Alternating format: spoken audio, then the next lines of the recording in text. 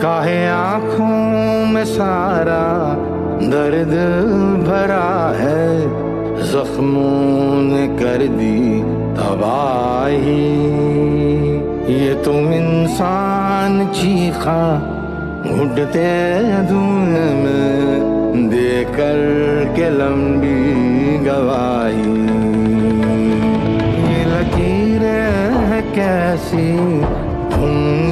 सुलगती, सीने से निकली दुहाई।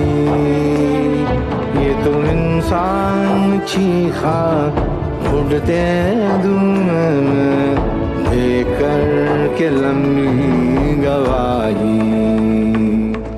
चली है खेले बैलगाड़ी, उठे है सामान भारी। बढ़ती है भीड़ें ये सारी, हर मकान रुक गया, अपना वो पीछे जो था वो छुप गया। हर दिल हाय ये फिर से कांपता है, अभी सरहद खेतों में फिर से ये खून जुट गया। काहे रातें जली हैं, दिन जल गए हैं, जज्बों की लेके स्याही। ये तो इंसान चीखा घुटते धुएं में देकर के लंबी गवाही। ये तो याद ना ये हटी से भी रोती है, ये तो दिल कटे हैं, दिल की बातें भी होती हैं। जो अपने पास थे वो सारे सारे सब चले गए, जो अपने खास थे वो बोले हम सब चले गए। काहे आंखों में सारा दर्द भरा है, जख्मों ने कर दी तबाही। ये तुम इंसान चीखा घुटते धुएं में देकर के लंबी गवाही, देकर के लंबी गवाही। किताबों में स्याही से लिखा इतिहास उतना गहरा नहीं हो सकता जितना खून से इंसान की रूह पर लिखी उनकी दास्तानें होती हैं। खून की तरह ही सुर्ख लाल रंग से वो लकीर खींची गई थी और सब कुछ बदल गया था। 1947 एक साल, एक फैसला, एक लकीर, एक देश टुकड़ों में बट गया। सरहदों ने तो धरती के इस हिस्से के 3 टुकड़े किए, लेकिन लाखों लोगों की ज़हनियत में ऐसे टुकड़े हुए कि आज भी उन टुकड़ों से दर्द रिश्ता है। ये लकीर सिर्फ जमीन पर नहीं खींची, दिलों के बीच, खून के बीच और रूह के बीच ऐसी खींची कि कभी ना भरी जा सकने वाली दरार बन गई। ये लकीर खेतों को बांट गई, नदियों को, जंगलों को बांटने के साथ ही माओं की गोदों को भी बांट गई, और बांटते बांटते इंसान को ही बांटती। हिंदू, मुस्लिम, सिख, बंगाली, पंजाबी। सोचिए, एक सुबह आंख खुलती है और आपको बताया जाता है कि आपका घर अब किसी और देश में है, आपकी भाषा अब बेगानी हो चुकी है, आपकी आरती अब अजान में बदल चुकी है, और आपकी पहचान सिर्फ एक शब्द, शरणार्थी। ये फिल्म कोई तारीख नहीं दोहराती, ये जख्मों की तहरीर है।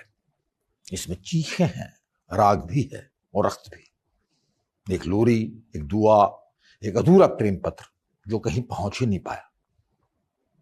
आज हम याद करेंगे उस लकीर को जिसने देश बांटा, लेकिन एक साझा दर्द को जन्म दिया। 14 अगस्त, ये तारीख नहीं, एक जिंदा तहखाना है। आइए उतरते हैं इस तहखाने की सीढ़ियों पर। Safeguard the interests of the Muslims of this subcontinent, then I'm left with no choice but to bid goodbye to constitutional methods. हमारे जहां हम रहते थे, दिन दहाड़े ठाई एक सरदार को गोली मार दी गई। इज्जत लूट रहे थे, उसने उठ के दरिया में गिर दी। मैं इस बर्रे सगीर के मुसलमानों के हुकूक की हिफाजत के लिए पुरज़्म हूँ। अब मेरे पास दस्तौरी रास्तों को छोड़ने के अलावा कोई और चारा नहीं बचा। हम तो कहते भगवान किसी दुश्मन को भी ऐसी नौबत ना आए। उन्होंने पेट्रोल डाला तो घर के बाहर आग लगा दी। नौजवान बच्चियों ने कुएं के अंदर छलांग लगा दी। कांग्रेस बार बार अवामी जद्दोजहद को एक हथियार बनाकर अंग्रेज हुकूमत पर दबाव डालती है। अब वक्त आ गया है कि हम भी वही तरीका अपनाएं। 16 अगस्त जुमा के दिन से हम डायरेक्ट एक्शन शुरू करेंगे और तब तक नहीं रुकेंगे जब तक हमारे मुतालिबात पूरे नहीं हो जाते। और उनके हाथ आने से अच्छा ये है कि बोलते थे कि कलमा बोलो। काटा भी है, बेइज्जती भी करी, इज्जत लूट लूट के क्या क्या करा। ये पिछली शताब्दी की सबसे बड़ी त्रासदी में से एक।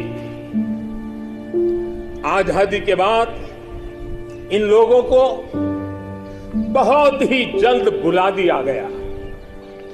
जो लोग विभाजन के समय अमानवीय हालात से गुजरे, जिन्होंने अत्याचार सहे, जिन्हें सम्मान के साथ अंतिम संस्कार तक नसीब नहीं हुआ, उन लोगों का हमारी स्मृतियों में जीवित रहना भी उतना ही जरूरी है।